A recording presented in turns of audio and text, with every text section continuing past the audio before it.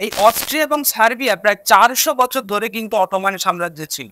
তাই তারা চাইছিল কোনো না কোনোভাবেই স্বাধীন হবে। তো এই যে অস্ট্রো হাঙ্গেরি তাদেরকে কব্জা করে নেয়, তারা ভিতরে ভিতরে রুষে উঠতে থাকে যে আমরা এইমাত্র স্বাধীন হবার চেষ্টা করলাম, আবার একজনের শাসনে চলে গেলাম।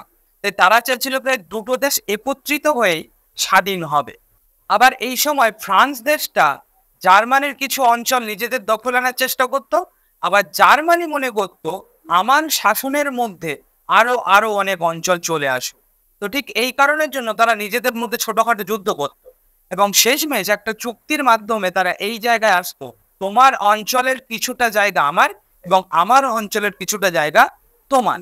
ঠিক এই ছোট ছোট যুদ্ধ বা বিভিন্ন চুক্তি স্বাক্ষর, এই কারণের জন্য পৃথিবীর বিভিন্ন শক্তিধর দেশ, হ্যাঁ অবশ্যই বলছি শক্তিধর দেশ, তারা কিন্তু নিঃশব্দে দুটো ভাগে ভাগ হয়ে যায়।